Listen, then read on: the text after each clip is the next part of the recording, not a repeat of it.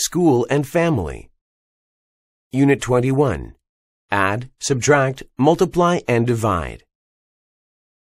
Hello there, Terry. How are you doing? Not too well. I'm really having trouble figuring out this arithmetic assignment. I can add and subtract pretty well, but without a calculator, it's difficult for me to multiply and divide. Hey, Olaf, I heard that you're excellent in math. My technique is that I try to imagine pictures in my mind, so the numbers aren't just figures on a page, but something I can apply to real life. One way I do this is to imagine the numbers as if they were money. For example, if the equation is 753 minus 236, I think about $7.53 minus $2.36. It's $5.17 or 517. Easy! Wow, that does seem easier for adding and subtracting. But how do you apply this technique to multiplying and dividing? Okay, suppose the equation is 200 times 30. 30 is 3 groups of 10. So first I imagine 10 groups of people standing in a large field. Next to each group is a sign with the number 200 on it. At the front of the field is a huge sign with the number 2000 on it because 200 times 10 equals 2000, right? But the problem requires 200 times 10 3 times, so I just add 2 more fields of people to my picture with 2 more signs that say 2000. Now I have 2000 times 3. The answer is 6000. Unit 22. I Spy. Dad, this is so boring, just sitting back here with nothing to do. Playing a game is a fun way to pass time on a long car trip.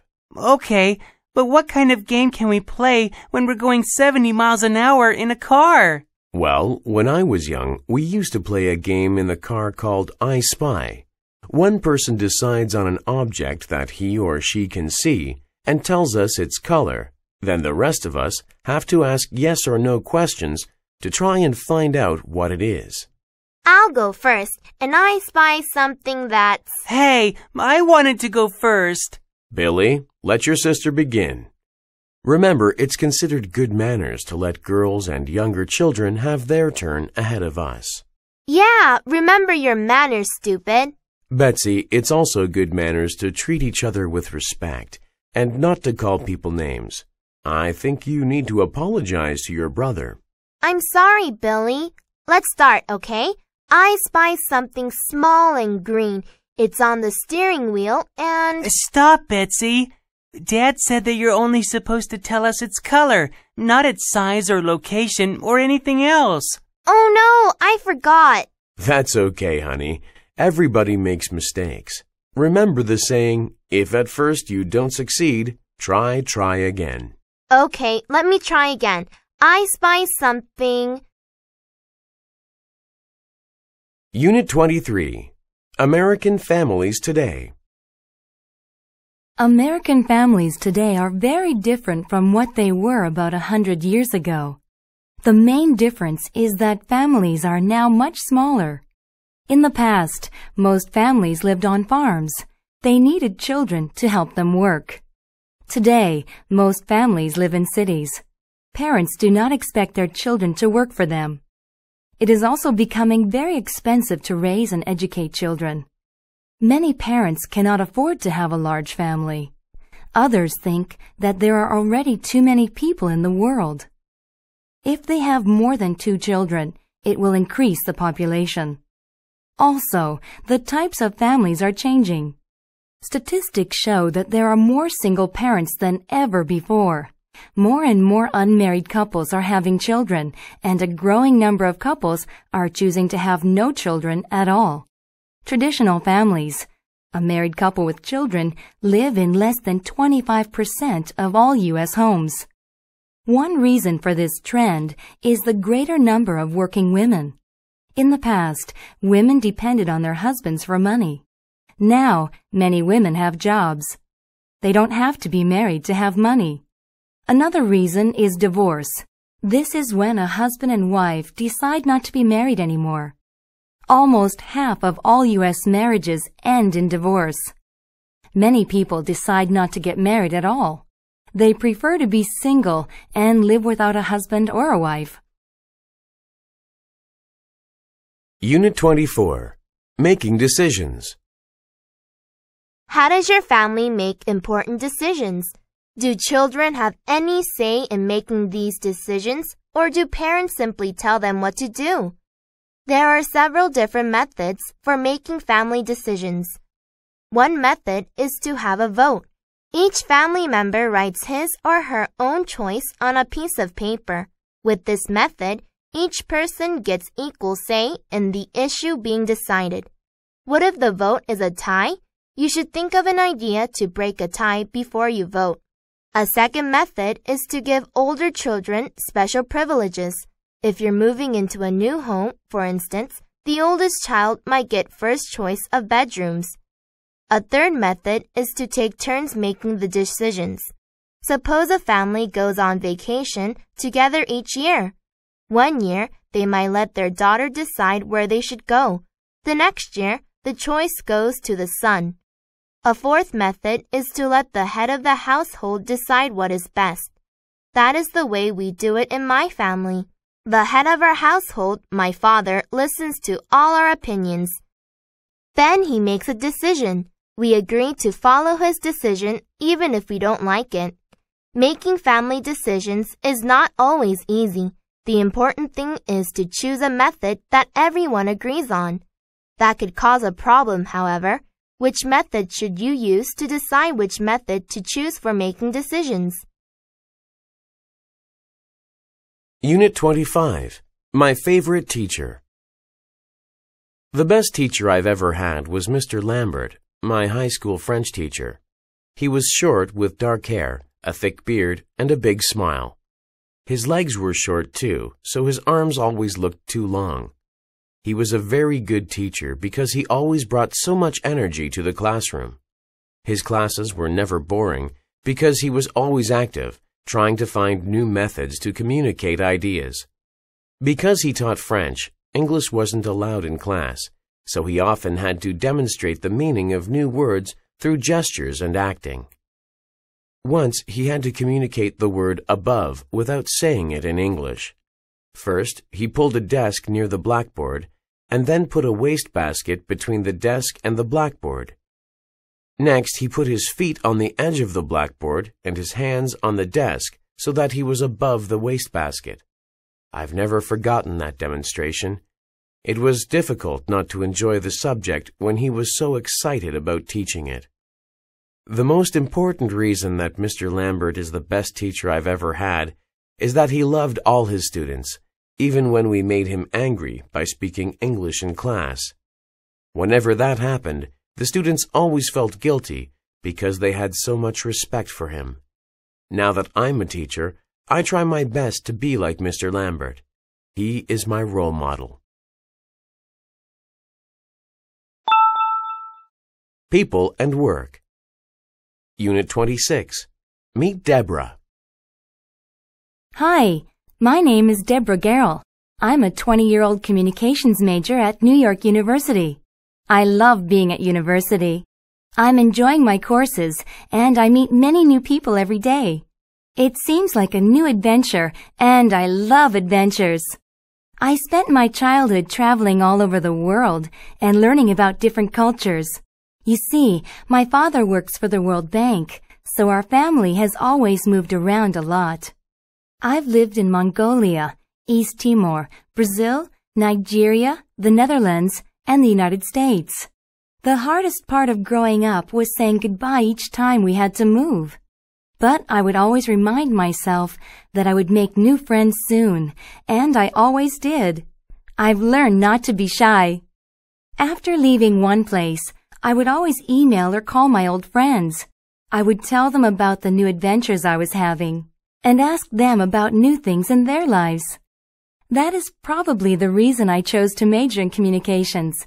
I like to keep in touch. It's obvious that I love to travel, isn't it? But I also enjoy dancing, reading, going to the theater, and riding horses. If you share any of these interests and would like to learn more about me, please let me know. And if you have different interests, I'll remind you, I'm always looking for a new adventure. Unit 27. What's in a name?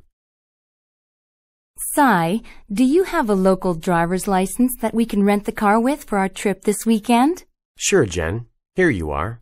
It says here that your name is Sarang Patel, but I thought your first name was Sai. Sai is my nickname, and Sarang is my given name. It means navigator in Hindi. At the time I was born, things were confusing and difficult for my family in India. My parents wanted a son who could lead and guide our family to success. Well, I just hope you can lead and guide all of us to the beach this weekend. Ha ha, very funny. So, your nickname is Jen, and your given name's Jennifer. Do you know how you got that name? Actually, I was named after my father's grandmother, Guinevere. Wasn't Guinevere the wife of King Arthur in that old story from England? Yes, she was. And her name means pure. It's interesting how people get their names. In India, we don't name children after their relatives like they do in America. To me, it's strange to see names like Jack Johnson Jr. and George Bush Sr. Usually, it's a way to show respect for a person, but some people make it ridiculous. You've heard about George Foreman, the famous boxer, haven't you? No. Well, he had 5 boys, and he named each one of them George, after himself. It must be confusing when the phone rings at his house. Unit 28. The Right Career. People need to consider important factors when choosing a career. In my opinion, the most important factor is to choose a job that goes well with your personality. Are you an outgoing person who loves meeting new people and talking to them? Perhaps you should become a tour guide or a teacher. Are you shy? Maybe you should be an accountant or a scientist. Remember, you will do your job almost every day. If you have to change your personality when you work, you probably won't be very happy. And neither will the people you work with. Nobody wants an unfriendly tour guide or an impatient teacher. Are you a moody person?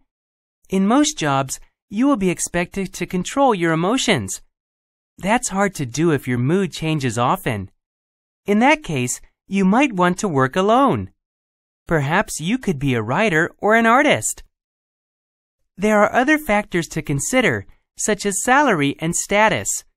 However, what good is a large salary or high status if you don't like your job?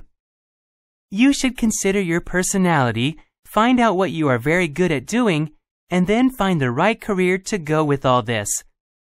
Too many people choose a career because it pays well. Too often, they find they don't like their jobs. But by then, they feel like they're in a trap, and they can't escape. Finding a good career is important.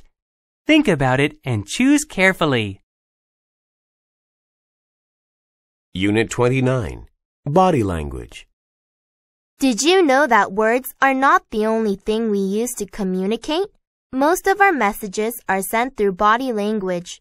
Only about 10% of communication is done through the actual words of a conversation. Isn't that strange? If we understand body language well, we can learn a lot more about what other people really think. We can also use body language to send the right message to others. Have you ever felt dislike for someone without knowing why? Well, he or she might have been sending out a negative message through body language. What kind of things should you look for if you want to understand body language? First, look at people's eyes. If people are lying, they may not look directly at the person they are talking to, and the pupils of their eyes may shrink. Next, look at people's arms. Arms crossed in front of the body might mean a person is unfriendly or afraid. He or she might be trying to say, "Stay away." If the arms are by the side or at the back of the body, the person might be saying, "Come closer. I won't hurt you." But keep in mind that there is no accurate way to interpret body language all the time. Sometimes, talking is still the best way to communicate. However, knowing about body language will improve the way you communicate and help you understand other people better. Unit 30. Veterinarians. If you like animals and science, you might want to be a veterinarian. Veterinarians are animal doctors. They take care of sick and injured animals. Like doctors, vets perform surgery and give medicine. When an animal is sick, vets examine it to find out why. They look for clues in the way an animal looks and acts. For example, if a dog is walking in a strange way, it might have injured its leg. Vets need to observe animals carefully since animals cannot speak to tell anyone what is wrong. Vets prevent health problems in animals by giving vaccinations and checkups and fixing teeth. They also teach owners how to feed and train their animals. Vets use special tools to perform surgery. They fix broken bones, take out tumors, take x-rays, and treat wounds.